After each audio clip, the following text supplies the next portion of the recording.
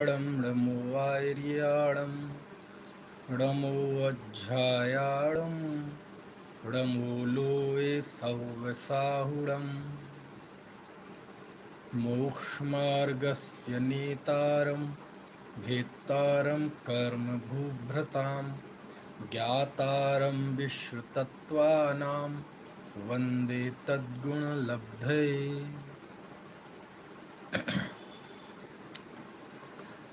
तत्वार्थ सूत्र पहला अध्याय कल रात्रि की चर्चा में पूरा हुआ और मैंने प्रश्न आमंत्रित किए थे कि पहले अध्याय से संबंधित यदि किन्हीं को कोई प्रश्न हो तो आप प्रश्न पूछ सकते हैं। तो आपको कोई प्रश्न हो तो पूछ लीजिए। कुछ प्रश्न मेरे पास हैं पहले से ही।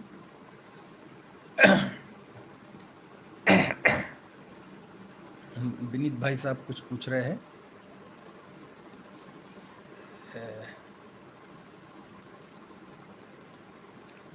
विनीत भाई, हाँ हाँ भाई साहब, एकदम संग्रह वाला ये व्यवहार है। हाँ हाँ, और ये जो है सद्भूत अनुच्चरित सद्भूत व्यवहार में है।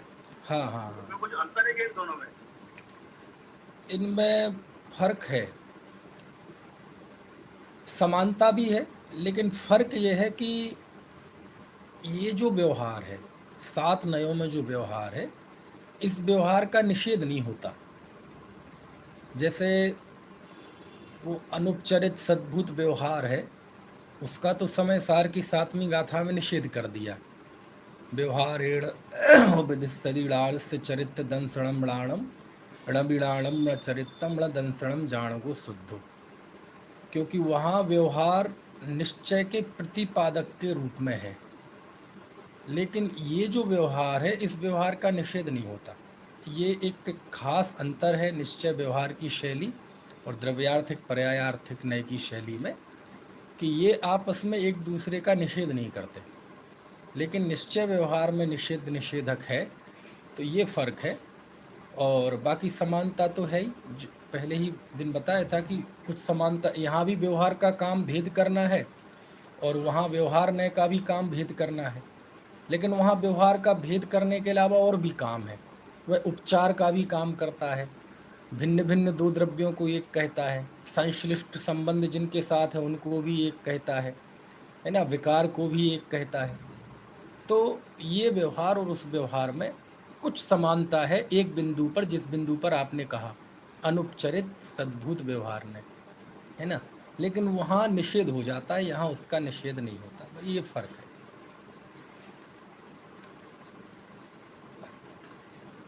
और किसी को कोई प्रश्न हो? चलिए।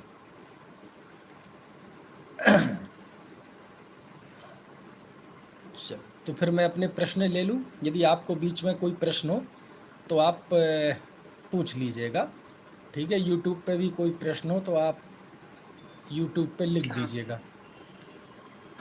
चलिए। भाई साहब जय जिनेंद्र। जय जिनेंद्र। हाँ हेलो भाई साहब, मैं कह रही हूँ ये जो अपने साथ ने घटाए हैं, हाँ हाँ और हाँ, ये तो अगला पुस्तक में भी उसके ऊपर हटा दिया कि नरक में जाने वाला जीव है। हाँ हाँ, लेकिन हमारा प्रयोजन तो आध्यात्म से है। भाई सम्यक दर्शन कैसे सात नए में घटेगा ये? और जैसे निक्षेप है, सात निक्षेप से सम्यक दर्शन कैसे होगा? सात और तत्वों प्रमाण से को, कैसे होगा सम्यक दर्शन? 7 तत्वों को सीखने के लिए प्रमाण और नयों का उपयोग करना पड़ता है। प्रमाण और नय से हमें काम लेना है। शास्त्र आचार्य कह रहे हैं कि प्रमाण और नय के द्वारा जीवादि तत्वों को समझना है, जानना है। तो प्रमाण और नय से हमें काम लेना है। ये हमने आपको नरक पे लगाया और इंद्र शक पुरस्कार, ये जो हमने पुरंदर, ये जो हमने शब्दों के अर्थ के द्वारा इन 7 नयों का स्वरूप समझाया है। अब आप जब शास्त्रों में पढ़ने जाएंगे तो उन नयों के प्रयोग के द्वारा जब आप जीवादि तत्वों को समझेंगे तो उससे आपके अज्ञान की निवृत्ति होगी। जैसे मैंने बताया कि अब मान लीजिए श्रेणिक को आप कह रहे हैं कि वो राजा हैं अथवा वो तीर्थंकर हैं, तो आपके ज्ञान में निर्मलता आएगी कि ये भूत व भावी नैगम नय के कथन है, ऋजु सूत्र नय से वह जीव नार की है। ठीक है ना। तो ये जीवादि तत्वों को ज्ञान में निर्मल, इनसे ज्ञान भी होता है और जो आपको उपलब्ध ज्ञान है उसमें निर्मलता भी आती है, क्योंकि पूरा जिनागम है वो नयों की भाषा में निबद्ध है। नय के बिना एक भी कथन जिनागम में नहीं है।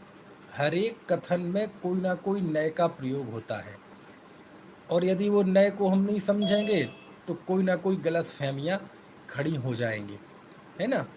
तो इसलिए, क्योंकि कल मैंने जब महेंद्र जी ने प्रश्न किया था तो उनका मैंने जब समाधान किया था तो यही बताया था कि चूँकि सारे शास्त्र मनुष्यों के लिए ही लिखे गए, पशुओं के लिए तो कोई शास्त्र है नहीं, है ना। नारकियों के लिए कोई तो शास्त्र है नहीं, देवों को शास्त्र की ज़रूरत नहीं, बहुत बुद्धिमान है, वो भी पढ़ लें तो बहुत अच्छी बात है कोई मनाही नहीं है, लेकिन वो बहुत मनुष्यों के लिए ही है, और मनुष्य जो है वो जो पढ़ सकता है उसके लिए ही शास्त्र है। अब मनुष्य पढ़ता है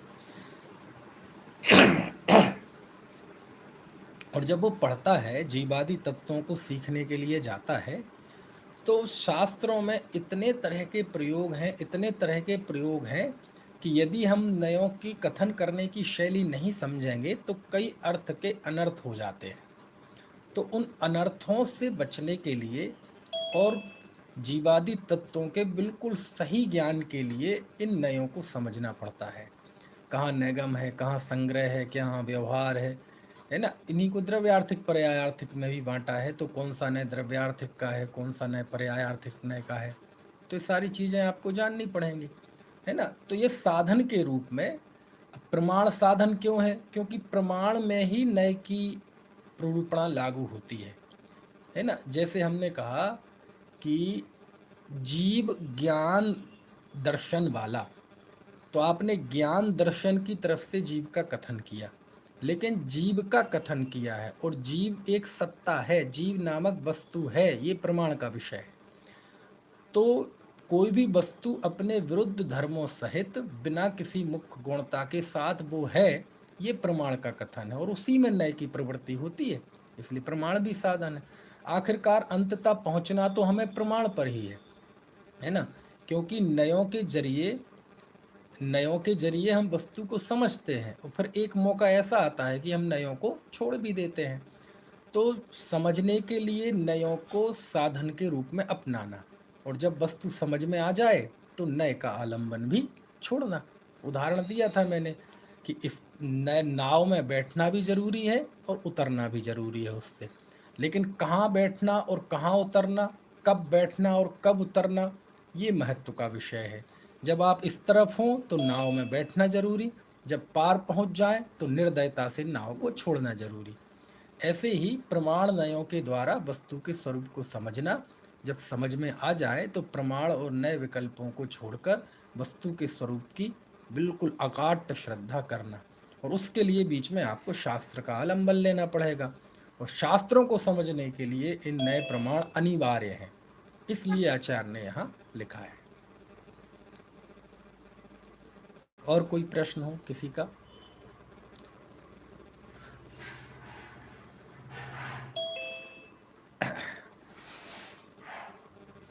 चलिए, एक प्रश्न हमारे पास आया कि अब ये पिछले विषय से संबंधित है।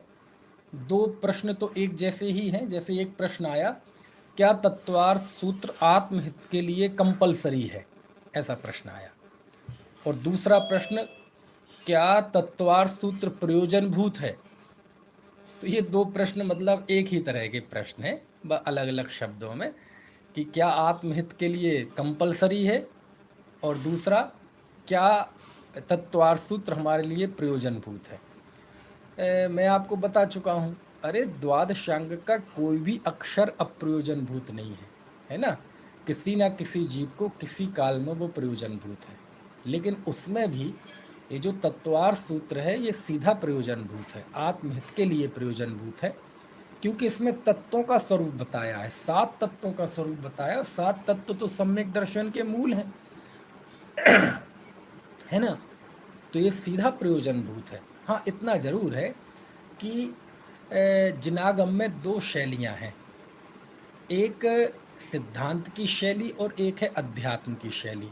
दोनों ही सर्वज्ञ के शासन में है, दोनों ही सर्वज्ञ के कथित हैं, दोनों ही हमारी है ना आगम परंपरा से ही आई हैं। जीव को देखने की एक सिद्धांत की शैली और एक अध्यात्म की शैली। सिद्धांत कहेगा कि जीव मनुष्य है, कर्मों को बांधता है, कर्मों को छोड़ता है ना? और अध्यात्म ये कहेगा कि जीव न कर्मों को बांधता है, न कर्मों को छोड़ता है। तो जीव को देखने की ये 2 दृष्टिकोण हैं, 2 नय हैं। इतना ज़रूर है कि तत्वार्थ सूत्र में अभी वो जो भेद विज्ञान वाली शैली है, वो भेद विज्ञान वाली शैली अभी इसमें मुख्य नहीं है ना? ये एक पहलू है, जीव को देखने का, तत्वों को देखने का एक पहलू है ये। दूसरा पहलू मिलेगा अध्यात्म शास्त्रों में। तो आप तत्वार्थ सूत्र पढ़ेंगे और अध्यात्म शास्त्र में मुख्य रूप से जैसे समय सार है, ये पढ़ेंगे। तो एक सिद्धांत की दृष्टि और एक अध्यात्म की दृष्टि, दोनों दृष्टि जब पढ़ लेंगे तो आपको वस्तु के दोनों पहलुओं का सम्यक परिज्ञान होगा, है ना? तत्वार्थ सूत्र अकेले पढ़ेंगे, लेकिन भेद विज्ञान जो कहता है, अभी दूसरे अध्याय में अभी हम शुरू करने वाले हैं, औपशम्यकादि 5 भाव जीव के कहे, तो ये कहे हैं, ये सत्य है। लेकिन आपको ये भी जानना पड़ेगा कि एक दृष्टि ऐसी है जिसमें आचार्य कहते हैं कि औपशम्यकादि क्षायक भाव भी जीव से बाहर है, बहिर्तत्व है, ऐसा नियम सार में आचार्य कुंद देव कहते हैं। तो दोनों ही जानने पड़ेंगे। हमारे एक हाथ में तत्वार्थ सूत्र हो तो दूसरे हाथ में समय सार हो, समझ में आए ना? दोनों से हमारे ज्ञान में बैलेंस बनता है। अकेले तत्वार्थ सूत्र की दृष्टि होगी तो जानकारी तो बढ़ जाएगी, लेकिन आत्मोपलब्धि नहीं होगी।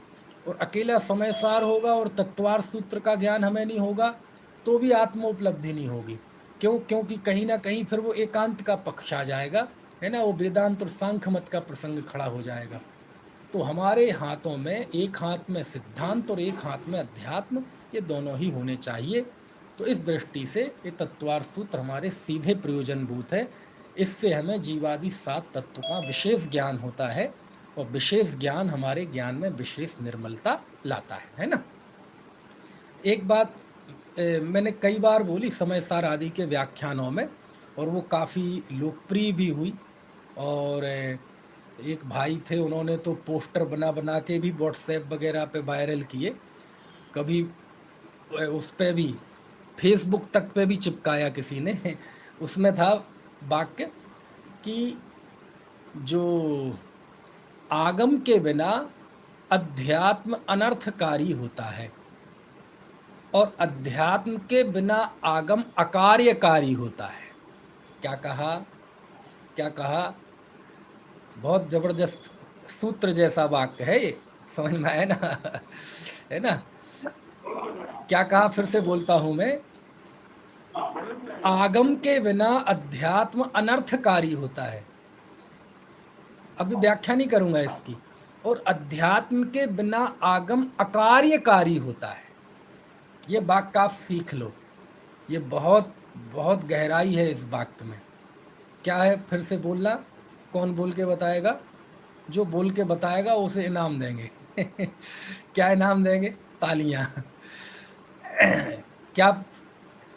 आगम के बिना अध्यात्म अनर्थकारी होता है और अध्यात्म के बिना आगम अकार्यकारी होता है। अकार्यकारी मतलब आप आगम आगम पढ़ लो और भेद विज्ञान की दृष्टि पैदा ना हो तो बेकार है, कुछ नहीं, जानकारी बढ़ा लो, केवल गिन लो, 8 कर्म 148 प्रकृतियां, गुणा भाग में लगे रहो, है ना? तो उसको हम कहेंगे अकार्यकारी।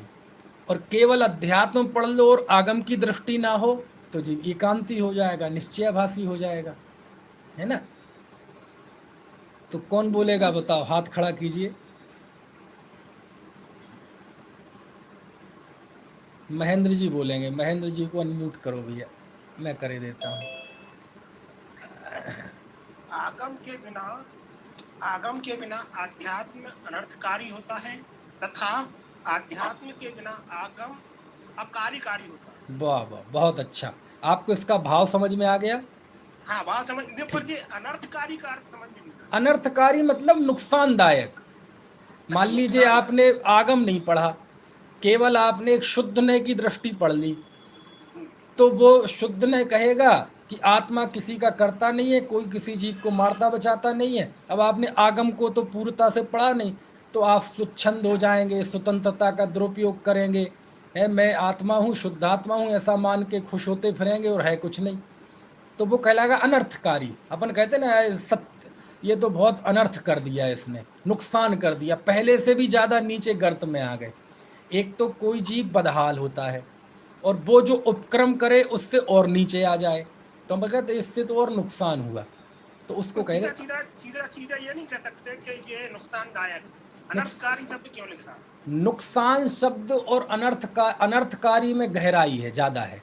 नुकसान तो हम ये भी कहते हैं कि आज मैंने जरा एक रोटी ज़्यादा खा ली तो नुकसान हो गया, है ना।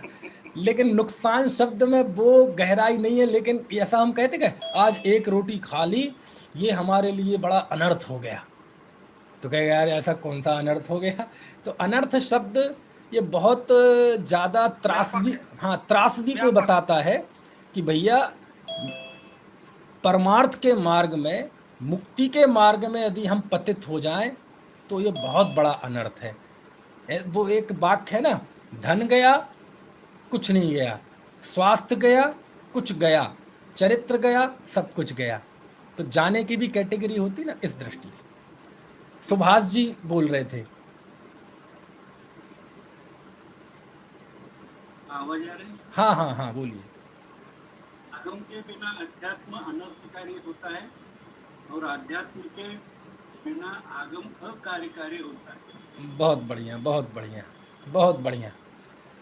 तो कुल मिला के ये है कि मुझे उम्मीद है आप बेहतर इस बात को समझ गए होंगे। इस तरह से चाहे अध्यात्म हो चाहे आगम हो, दोनों ही प्रयोजनभूत हैं, है ना। और देखो क्या है, जिन वाणी, जैसे आप किसी वैद्य के पास जाएंगे तो वैद्य आपका इलाज करेगा, तो कैसे करेगा? उसके पास तो सैकड़ों दवाइयाँ हैं, ठीक है। आप चलो दृष्टांत के लिए आप कहीं मेडिकल स्टोर पे जावें तो उसके पास तो हज़ारों किस्म की दवाइयाँ हैं, ऐसी वैद्य के पास भी सैकड़ों किस्म की औषधियाँ हैं। तो उसके पास औषधियाँ कितनी हैं ये महत्वपूर्ण नहीं है, महत्वपूर्ण ये है कि आपको रोग कौन सा है। तो वैद्य कहेगा, वैद्य के पास जाएं आप, ओह वैदराज जी आपने इतनी सारी औषधियाँ हमें खिलाएंगे आप?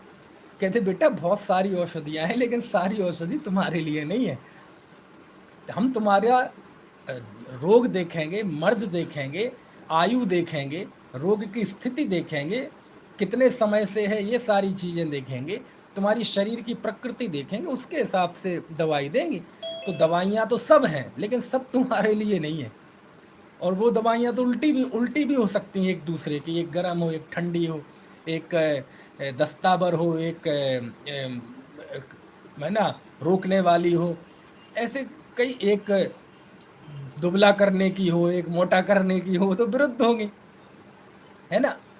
ऐसे तो ऐसे ही जिनागम में सब तरह का उपदेश है। जिनवाणी नब्ज देखकर चिकित्सा करती है ना। और ये चीज़ वक्ता भी को भी ध्यान रखना चाहिए, रखते हैं कि नब्ज देख के चिकित्सा से आशय ये है कि सामने वाले जीव को बीमारी कौन सी है। टोटमल जी ने लिखा है, मैं नहीं कह रहा हूँ, मेरी हिम्मत नहीं है कहने की। यदि व्यवहार का आधिक्य देखे तो निश्चय का उपदेश दे, निश्चय का आधिक्य देखे तो व्यवहार का उपदेश दे। सब कुछ ठीक ठाक है लेकिन जीवन में जड़ता है तो पौरुष का उपदेश दे। ऐसे सब तरह के, है ना। तो नब्ज देख के चिकित्सा।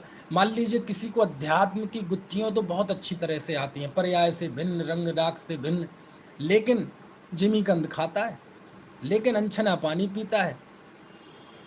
तो कहते हैं अभी तुम शुद्धात्मा एक तरफ रखो, जरा इसकी जीवन में पहले थोड़ा सा यत्नाचार आने दो, है ना। फिर वो भजन भी बनते हैं, आचरण तुम्हारा शुद्ध नहीं, कल्याण तुम्हारा कैसे हो।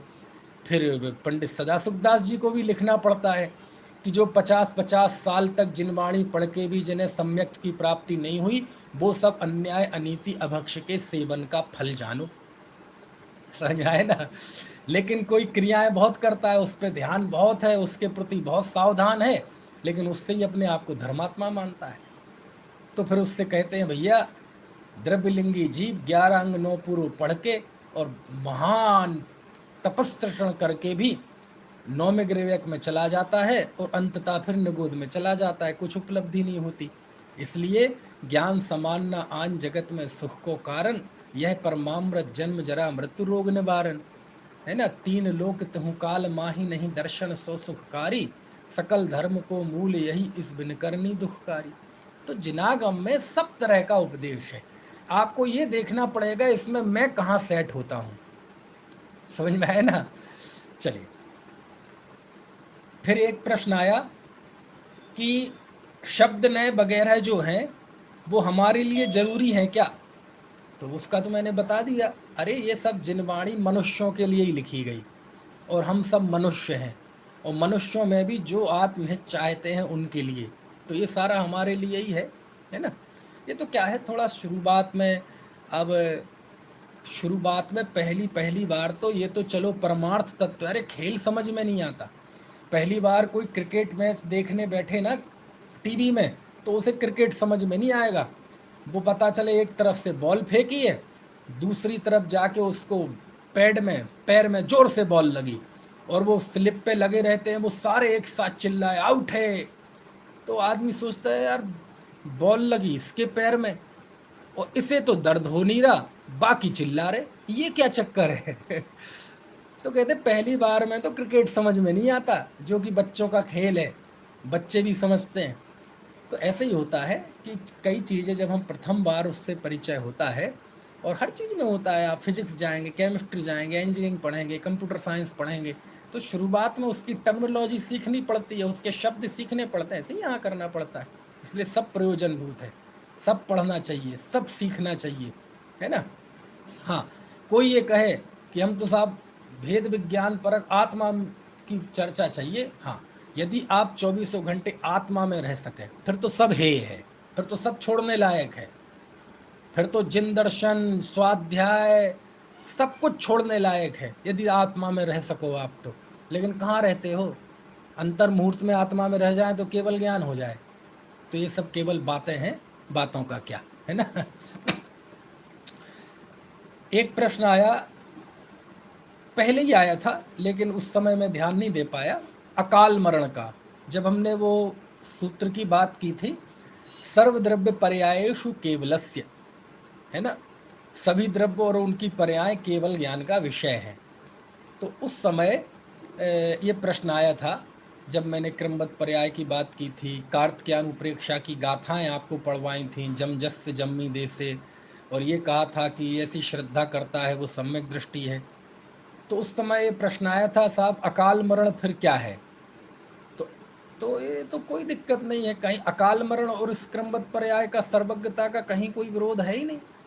अकाल मरण का तो मतलब ये है कि जितनी आयु वो लेकर आया था उतनी आयु उसने पूरी नहीं की, उसकी पहले ही उसका अपवर्तन हो गया तो वो मर गया। तो वो सर्वज्ञता से बाहर थोड़ी है वो चीज़, सर्वज्ञता से अलग। वो अकाल मरण भी भगवान ने जाना था कि नहीं, कि ये व्यक्ति आएगा, है ना, और ये 80 साल का आयुष का कर्म बांध के आएगा, फिर 30 साल की उम्र में ये जा रहा होगा सड़क से और इसका एक्सीडेंट हो जाएगा, और वो सारा कर्म 30 साल की उम्र में ही वो अपवर्तन हो जाएगा उसका, और उसकी मौत हो जाएगी। तो सर्वज्ञ के अनुसार तो वो अकाल मरण भी एक अपनी सुनिश्चित प्रक्रिया के अनुसार हुआ है, अपने स्वकाल में हुआ है। तो अकाल मरण भी अपने स्वकाल में हुआ है, इसलिए अकाल मरण का सर्वज्ञता से कोई विरोध हो तो ऐसा बिल्कुल नहीं है। वो जो, क्योंकि अकाल मरण की चर्चा शास्त्रों में बहुत है, हमने भी बहुत पढ़ी है, और कमाल की बात यह उस अकाल मरण को बहुतेरे जीव क्रमबद्ध पर्याय के सामने प्रतिपक्ष में विरुद्ध खड़ा करते हैं, जबकि उसमें विरुद्ध जैसी कोई बात ही नहीं है। अरे वो तो एक कर्म की प्रक्रिया है, और कर्म तो इतनी उठापटक चलती रहती है, इतनी आपने जो कर्म आज बांधा, जिस स्थिति अनुभाग का बांधा, बहुत रेयर ऐसा होता है कि वो हूबहू उदय में आए, रेयर है ना, निधत्ति निकाचित आदि, नहीं तो बहुत उठापटक चलती रहती है ना। तो उसमें कोई दिक्कत नहीं है। अकाल मरण अपने स्वकाल में ही होता है सर्वज्ञता की दृष्टि से, बाकी क्षयोपशम ज्ञानियों की दृष्टि से उसे अकाल कहते हैं, तो उससे सर्वज्ञता का कोई विरोध नहीं है ना। और शास्त्रों में ये अकाल मरण कहा है, कोई कल्पना की चीज़ नहीं है, तो वो जिस अपेक्षा से है। लेकिन सर्वज्ञता के माने हम अकाल मरण का अर्थ क्या समझते हैं कि भगवान ने तो उसकी मौत देखी थी 80 साल में और अब ये हो गई 30 साल में, ऐसा अर्थ समझते हैं। ऐसे ही समझते हैं ना। तो कहते ऐसा है कहाँ, वो तो भगवान के ज्ञान में भी आया है कि 80 की आयु लेके आएगा और मरेगा 30 में, क्योंकि उसके आयु कर्म का अपवर्तन हो जाएगा। तो कमाल की बात ये देखो, जीव के जब अंदर में हठ होता है, आग्रह होता है और कषाय भाव पड़ा रहता है, तो क्या क्या कमाल होता है। कैसे कि साहब नहीं अकाल मृत्यु होती है, क्रमवत पर्याय नहीं होती, अकाल मृत्यु शास्त्रों में लिखा है अकाल मृत्यु। तो कोई व्यक्ति 80 साल का आयुष्क लेकर आया और वह 30 साल में उसकी मौत हो गई, तो भगवान ने तो उसका जन्म मरण का समय, कैसे मरेगा, कहाँ मरेगा, किस कारण, सब बताया था। खैर वो जाने दो। तो मरा कब, 30 की उम्र में। तो आप जो कह रहे थे 80, वो तो नहीं मरा ना, नहीं मरा, इसका मतलब उसमें नहीं मरना था ना, नहीं मरना था। तो 80 साल में जो काम हुआ नहीं, देखना अज्ञान कहाँ होता है, कितने घने संस्कार होते हैं मिथ्यात्व के। 80 साल में जो घटना घटी नहीं, उसको तो हम मान के चल रहे सत्य। प्रशांत भाई, 80 साल में जो घटना घटी नहीं, उसको तो मान के चल रहे सत्य, और जो असल में घटी 30 साल में उसकी मौत हुई है, उसे मान रहे असत्य। समझ में है ना। अब और क्या चाहिए, इससे बड़ा कोई अज्ञान है? कहते ऐसा नहीं है। इस पे मेरे बहुत व्याख्यान है अकाल मरण वगैरह पे, इसका क्रमबद्ध पर्याय से कोई विरोध नहीं है। जब हाँ साल की आयुष्य बांध के आया है, ये कहाँ से पता चलेगा? तो हम तो यही मानेंगे ना 30 में ही। हाँ वो वही बात है। क्या है कि शास्त्रों में सिद्धांत के कथन बहुत हैं। सिद्धांत के कथन यानी हमें उसे लिखा है, बस वही मानना पड़ता है कि ऐसा हो सकता है कि कोई जीव 80 साल का आयुष्य लेकर आता है। उस समय उसका, जैसे मान लीजिए आपने नौकरी ज्वाइन की, मैंने भी नौकरी ज्वाइन की, तो नौकरी ज्वाइन करते ही समय हमारी रिटायरमेंट की उम्र तारीख लिख जाती है। जैसे मेरी 23 जून 2042 लिखी हुई है, आपकी भी लिखी होगी। तो नौकरी ज्वाइन करते समय जो हमारी तारीख है रिटायरमेंट की, वो लिखी हुई है, वो एक सामान्य नियम है। अब पूछा जाए कि आपका रिटायरमेंट कब है, तो हम उसके हिसाब से यही कहेंगे कि 30 जून 2042 को है, आप भी अपना वही बताएंगे। तो ये तो एक सामान्य गणित हो गया। तो ऐसे ही हर जीव जिस समय जन्म लिया, उस समय आयुष कर्म लेकर आता है कि ये 80 वर्ष का आयुष कर्म इसका है। ठीक है।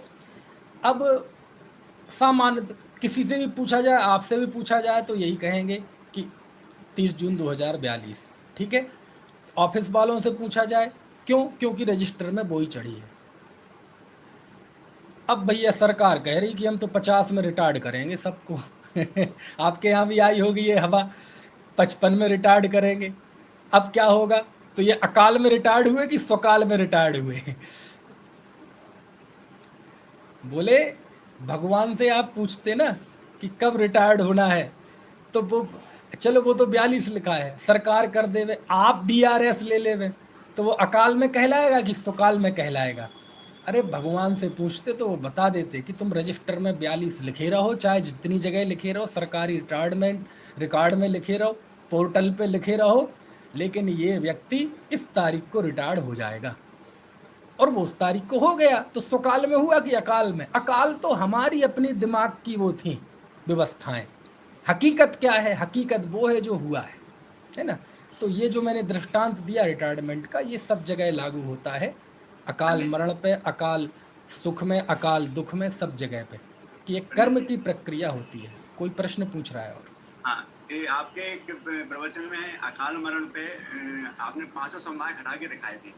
अच्छा, वो मुझे ध्यान नहीं आ रहा कौन सा प्रवचन है, बहुत अच्छे समझाया था उसमें, उसको रिपीट करें ना प्लीज। अब इतना तो मैंने तो अब इतने व्याख्यान किए हैं कि हमें ही ध्यान नहीं है कहाँ मैंने क्या समझाया था। दरअसल क्या है, कोई भी कार्य होता, शायद सूरत अवतार सीरीज थी आपकी, हाँ हाँ, उसमें आपने समझाया था बहुत अच्छे से। मैं ढूंढ के परेशान हो गया, वो मिला नहीं मुझे। अरे एक बार तो सुन लिया मैंने, हाँ फिर हाँ, वो भूल गया फिर। अब मैं समझा तो अभी भी सकता हूँ, लेकिन क्या है कि कुछ अब वो बिंदु आएंगे तो मैं आउट ऑफ कंट्रोल हो जाऊंगा फिर। 5 समवाय, कार्य की उत्पत्ति में 5 समवाय होते हैं। हाँ 5 समवाय का नहीं, वो जो उदाहरण देके बताते हैं ना कि वो अलग अलग लोग अलग अलग जवाब देते हैं, हाँ, उनका हाँ। कहने का अर्थ वो है। हाँ हाँ, तो 5 समवायों के हाँ, जवाब आ जाता है ना, वो कोई भी कार्य होता है तो 5 समवाय होते हैं: स्वभाव, निमित्त, भवितव्यता, होनहार और काल लब्धि। तो 5, जैसे कोई तिजोरी है, उसकी 5 चाबियां हैं, 5 चाबी एक साथ लगेगी तो खुलेगी, वो 4 हो और 1 ना हो तो नहीं खुलेगी। तो ऐसे ही कोई भी कार्य होता है तो 5 उसमें कारण होते हैं, जिन्हें समवाय शब्द से हम बोलते हैं। स्वभाव मतलब प्रत्येक कार्य होने का, प्रत्येक वस्तु में एक स्वभाव होता है, सब में नहीं होता। जैसे सम्यक दर्शन रूप परिणमन करने का स्वभाव जीव में है, पुद्गल में नहीं है। तो 3 लोग 3 काल में जब भी सम्यक दर्शन होगा जीव को होगा, ये स्वभाव है। फिर होता क्यों नहीं? बोले जब तक इसको कोई कारण नहीं बनेगा, बाह्य में निमित्त नहीं बनेगा, तब तक नहीं होगा। तो बाह्य में निमित्त क्या बनेगा? बाहर में निमित्त देवशास्त्र गुरु का संयोग बनेगा, भीतर में निमित्त अंतरंग निमित्त दर्शन मोहिनी कर्म का उपशम, छह उपशम होगा तो सम्यक होगा। तो ये कहलाता है निमित्त। तो अच्छा, माने जीव का सम्यक दर्शन बाहर के अधीन है, अंदर में कुछ नहीं होगा। बोले होगा ना।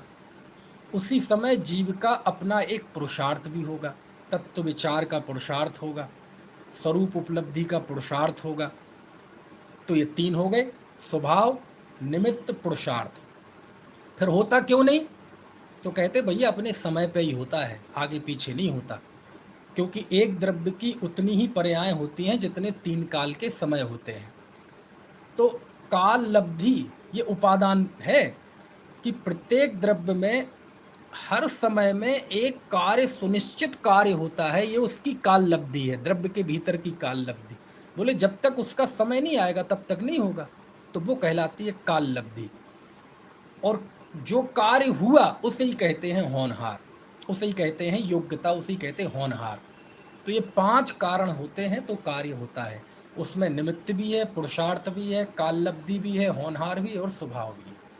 इनमें से किसी एक से कार्य मानना मिथ्यात्व है और 5 से सम्मिलित कार्य मानना ये सम्यक्त्व है। लेकिन कथन एक एक का अलग अलग हो सकता है। शास्त्र में कथन तो एक साथ आएगा नहीं, क्योंकि शास्त्र में नए प्रूपणा है। तो 5 में से किसी एक की तरफ से कथन होगा, कभी निमित्त की तरफ से, कभी उपादान की तरफ से, कभी काल लब्धि की तरफ से, है ना। अब निमित्त की तरफ से कहेंगे तो साहब सम्यक दर्शन कैसे होगा? बोले भैया सिद्धांत कहेगा भैया दर्शन मोहिनी कर्म का उपशम, छह उपशम होगा तो सम्यक होगा। ऐसे आम व्यवहार की बात करें कब होगा? भैया कोई अच्छा सा समझाने वाला हो जाएगा तब हो जाएगा। समझ में आए ना। क्रमबद्ध पर्याय की तरफ से कहेंगे सम्यक कब होगा? बोले जिस क्षण होना होगा उसी क्षण होगा, ना एक क्षण आगे ना एक क्षण पीछे। तो सारी बातें सही हैं, बस सही कब है? जब दूसरे समवाय का दूसरे पक्ष को हम खत्म ना करें, निषेध ना करें, अनेकांत से विरोध नहीं आना चाहिए, तो सब सही है। अब काल लब्धि की तरफ से कहेंगे तो यही कहेंगे जिस द्रव्य की जो पर्याय जिस समय होती है, एक क्षण आगे ना एक क्षण पीछे, और सब कल्पना है, अपने समय पे ही कार्य होता है। तो बाकी 4 समवायों को गौण कर दिया, है ना। तो ऐसी सर्वत्र होता है। तो उसे हम मृत्यु में घटाते थे, मृत्यु में, कि जैसे एक चौराहे पे कोई व्यक्ति जा रहा है, तो चौराहे पे किसी की मौत हो गई, सड़क पार कर रहा था और ट्रक लग गया और मौत हो गई। अब एक्सीडेंट से मौत हो गई। मौत एक घटना है, अब हम वहाँ जाके पूछते हैं किसी से, और लोग ये पांचों समवायों का प्रयोग भी करते हैं। तो इन्वेस्टिगेशन वाले आए अथवा मीडिया वाले आए, जाके पूछा बताइए मौत कैसे हुई। तो किसी ने कहा अब क्या है भैया, वो ट्रक लग गया, ट्रक के नीचे आ गया इसलिए मौत हो गई। ये इसने कौन से समवाय की तरफ से कथन किया? निमित्त की तरफ से कथन किया। सही है कि गलत है? भगवान से भी पूछा जाए कि इसकी मृत्यु का बाह्य निमित्त क्या है, तो भगवान भी यही तो बताएंगे, ट्रक है। समझ में आए ना? चलो, किसी दूसरे से पूछा आप क्या जानते हैं इस मृत्यु के बारे में, कैसे हुई है मृत्यु?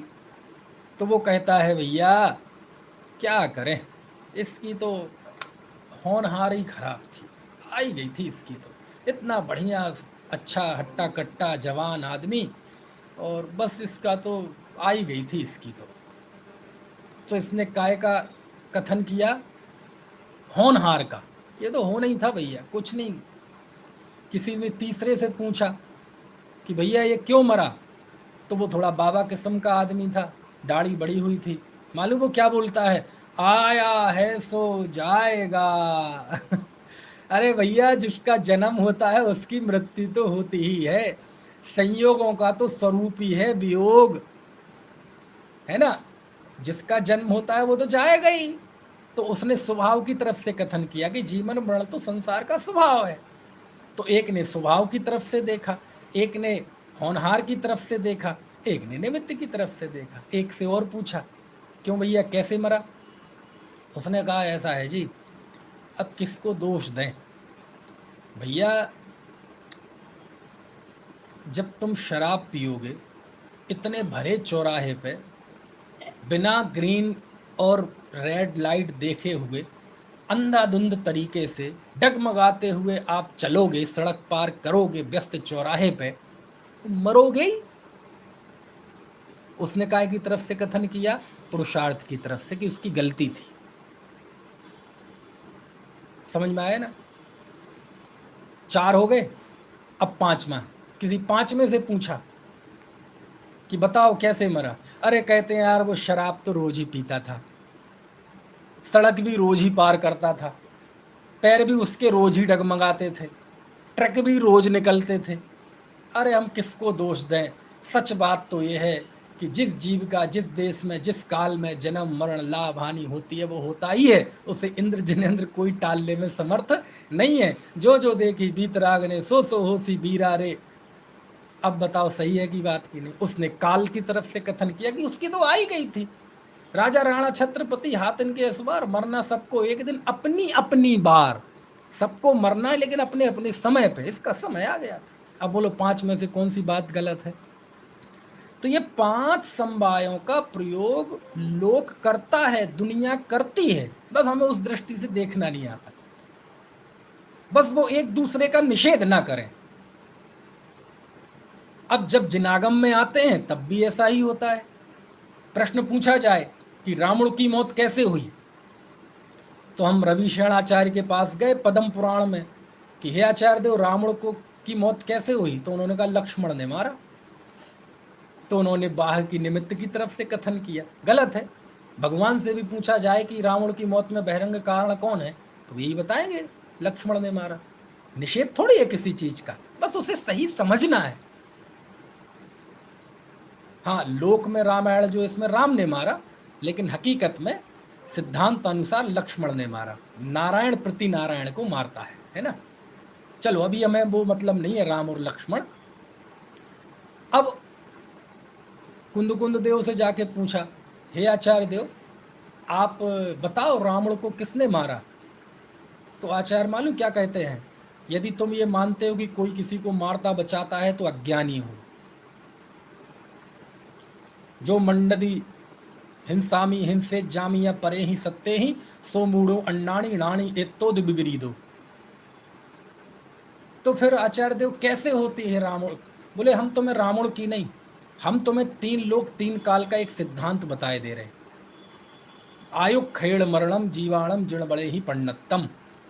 जीवों की मृत्यु आयु कर्म के नाश से होती है। चाहे रावण, चाहे लक्ष्मण, चाहे राम, चाहे आप, चाहे मैं, चाहे कोई भी हो, दुनिया में मरण होता है तो आयु कर्म के क्षय से होता है, बाहर में कोई जरिया हो ना हो कोई फर्क नहीं पड़ता। कोई कोरोना से मरे, कोई हार्ट अटैक से मरे, कोई शुगर से मरे, कोई किडनी फेल से मरे, कोई एक्सीडेंट से मरे, कोई फिसल के मरे, कोई सदमे में मरे। बाहर की चीज़ें ऑप्शनल हैं, हो नहीं हो कौन सी हो कोई वो नहीं, नियम नहीं, लेकिन आयु कर्म का नाश होगा तो मरता ही है। अब ये भी बात हमारे आचार्य कह रहे हैं, वो भी बात हमारे आचार्य कह रहे हैं। वो बाहर के उस घटना का, कि आपने प्रश्न रावण का पूछा है, तो रावण जब मरा तो उस समय का बाह्य निमित्त लक्ष्मण था, वो हमने बता दिया। अब तुम ये मानो कि दुनिया में जो भी मरेगा लक्ष्मण मारेगा, अथवा जो भी मारेगा बाण से मारे, ऐसा कुछ नहीं। हमने उस परिस्थिति का ज्ञान करा दिया और कुंद कुंद देव में त्रैकालिक सत्य का ज्ञान करा दिया। समझ में आए ना? अमृत चंदाचार्य से पूछो कि हे आचार्य देव ये सब कैसे होता है, तो कहते सर्वम सदैव नियतम भवती सुखी कर्मोदयान मरण जीवित सुख दुखम। तीनों लोक तीनों काल के सभी जीवों का जीवन मरण सुख दुख अपने कर्म के अनुसार होता है। समझ में आए ना? चलो जाके बोले कार्तिकेय स्वामी से पूछ ले कि हे आचार्य देव रावण की मौत कैसे हुई, तो वो कहते जम जस जम्मी देसे जीर्ण बिहाड़ेण जम्मी कालम्मी। जिस जीव का जिस देश में जन्म मरण हानि लाभ भगवान जिनेन्द्र ने जाना, वैसा ही होता है, कोई बदल ही नहीं सकता। वो काल की तरफ से बात कर रहे, होनहार की तरफ से बात कर रहे। समंत भद्र देव से जाके पूछो स्वयंभू स्तोत्र में अलंग शक्तिर भवितव्यतेयम हेतु द्वया विष्कृत कार्य लिंगा अनीश्वरो जंतुरहम क्रियार्था संहत कार्य श्रुति साध्यवादी, कि रावण कैसे मरा। बोले वो तो मरना ही था। कैसे कहते हो मरना था? मरा ना, इससे बड़ा सबूत क्या चाहिए तुम्हें? अरे वो मरा ना, तो उस घटना ने चिल्ला चिल्ला कर ढोल नगाड़े पीट पीट कर कह दिया कि इस समय में ये ही कार्य होने की होनहार थी, दूसरा कार्य होने की होनहार ही नहीं थी। नहीं नहीं, ऐसा होता तो ऐसा होता, ऐसा होता तो जरा सी देर हो जाती, जरा सी जल्दी पहुंच जाते तो बच जाते, ट्रैफिक नहीं मिलता तो ट्रेन मिल जाती, फ्लाइट मिल जाती। बोले वैसा होना ही नहीं था। कैसे कहते हो नहीं होना था? यदि वैसा होना होता तो होता, और जब वो नहीं हुआ तो ये सिद्ध हो गया कि वो होनहार नहीं थी, होनहार यही थी जो कार्य हुआ है। ऐसा समंत भद्राचार्य लिखते हैं। तो वो तो कहते सब कार्य होनहार से होते हैं। बोले यार आचार्यों ने तो बहुत, चलो जरा पंडितों को देखते हैं। तो हम गए दौलत राम जी के पास, उनसे कहा बताओ जी रावण की मौत कैसे हुई। तो मालूम वो क्या लिखते हैं? मणिमंत्र तंत्र बहु होई मरते ना बचावे कोई। समझ गए? अब वो कहते हैं कुछ भी कर लो, मरते समय कोई नहीं बचा सकता। भूधरदास जी से पूछो तो वो कहेंगे मरना सबको एक दिन अपनी अपनी बार। अब बताओ तुम किसकी बात सही और किसकी बात गलत? सब सही है भैया, कोई गलत नहीं है। आपको समझने की ज़रूरत है। आचार्य गलत नहीं होते, जिनवाणी गलत नहीं होती, हमारा दिमाग गलत होता है, हम उसको सही तरीके से समझ नहीं पाते, इसलिए ये अकाल मरण जैसे प्रश्न खड़े हो जाते हैं। सर्वज्ञता की दृष्टि से जब देखेंगे तो सब कुछ सुनिश्चित है, एक एक क्षण की पर्याय अकाल मृत्यु भी अपने सुकाल में होती है। अब जरा सर्वज्ञता को कुछ देर के लिए हम गौण कर दें, फिर हम विचार करेंगे तो कहेंगे हाँ भाई 80 का बांध के आया था, 30 में आ गया, ठीक है, समय से पहले मर गया, वो व्यवहार से ऐसा कह लो, उपचार से।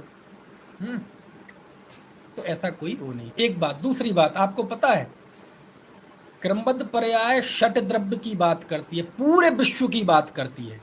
जीव पुद्गल धर्म धर्म आकाश काल, इतनी विशाल सर्वज्ञता और इतनी विशाल व्यापक क्रमबद्ध पर्याय, और उस क्रमबद्ध पर्याय रूपी पहाड़ से हम किसको टकरा रहे हैं? अकाल मृत्यु को। क्यों? देखो, पुद्गल धर्म धर्म आकाश काल, इनका अकाल मृत्यु से कोई संबंध नहीं है। अनंत आकाश जो दुनिया में सबसे बड़ा है, इस तो इन सबको तो अलग रख दो। अब केवल ले लो जीव। अपन बेकार बात कर रहे हैं। अभी इसी अध्याय, दूसरा अध्याय जो हम शुरू करने वाले हैं, इसके अंतिम सूत्र में ये चर्चा दोबारा आएगी। मैं भूल गया, नहीं तो इतना समय जाया नहीं करता।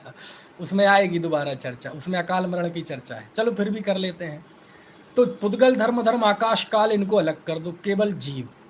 जीव में भी सिद्ध भगवान को अलग कर दो, अनंत है। संसारी, संसारी में से भी देवों को अकाल मरण नहीं होता, नारकियों के अकाल मरण नहीं होता, इनको अलग कर दो। अब केवल दो गति बची, मनुष्य और त्र्यंच। मनुष्य और त्र्यंच में भी भोग भूमि के जीवों का अकाल मरण नहीं होता, इनको अलग कर दो।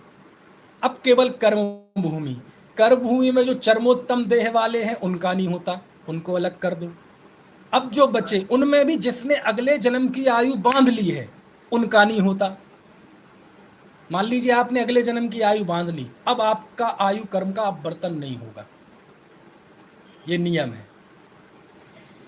तो उन जीवों को निकाल दो। अब जरा से थोड़े से जीव बचे हैं, उनमें अकाल मरण होता है, और उसके जरिए इतने व्यापक सर्वज्ञता और क्रमबद्ध पर्याय पर कोई चोट करना चाहे तो होगा क्या? कुछ नहीं होगा, हथौड़ा ही टूटने वाला है। इसलिए आगम के वचनों से, है ना, सिद्धांत का विरोध मत करो। यदि हमारे अंदर कोई आग्रह है तो आप अपने आग्रह रखें। अपने आग्रह की पुष्टि के लिए, समाज की राजनीति के लिए आगम के वचनों का प्रयोग नहीं होना चाहिए, है ना। राजनीति में धर्म आ जाए तो बहुत बढ़िया बात है, लेकिन धर्म में राजनीति नहीं। चलो, और भी प्रश्न है? हाँ हाँ, मैं ये कह रहा था, हाँ, अच्छा, हाँ बताइए। ये कह रहा था, जैसे अभी अपन बात कर रहे थे ना कि आयुष किसी का जो है 80 वर्ष का लेकर आया था। हाँ। 30 में ही वो निवृत्ति निकाचित अपवर्तन आदि हो गया, इसलिए वो 30 में चला गया। बट सर्वज्ञता के हिसाब से अपन बात करते हैं और क्रमबद्ध नहीं, निधत्ति निकाचित वगैरह में तो होते ही नहीं है अपकर्षण उत्कर्षण वगैरह, उनके अलावा।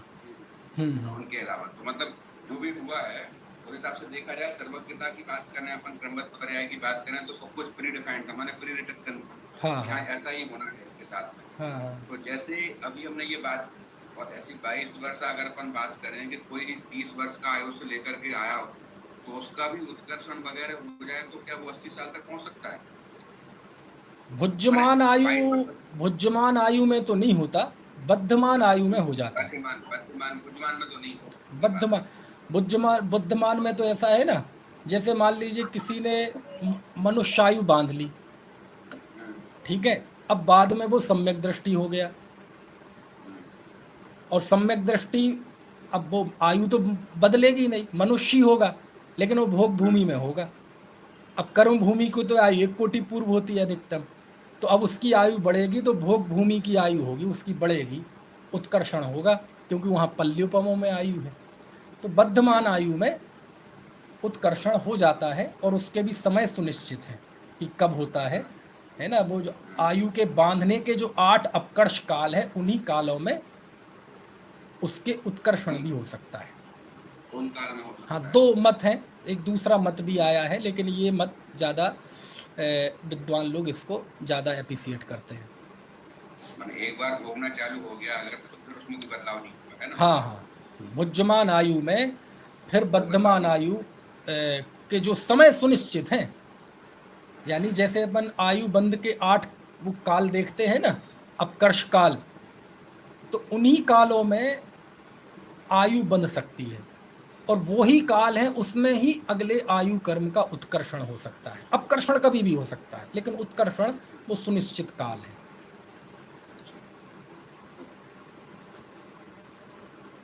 चलिए, आज का समय प्रश्नोत्तरों में ही हो गया, और किसी को कोई प्रश्न हो तो पूछते हैं, फिर अपन आज इस अध्याय का समापन शाम से दूसरे अध्याय को प्रारंभ करेंगे। ठीक है, चलिए, समय हो गया है, और बाकी की बात शाम को करेंगे। अभी जिनवाणी स्थिति।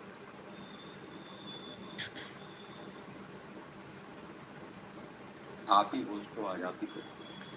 जावाणी के ज्ञान ते सूझे लोकालो, सोवाणी मस्तक नमो सदा देत हूँ।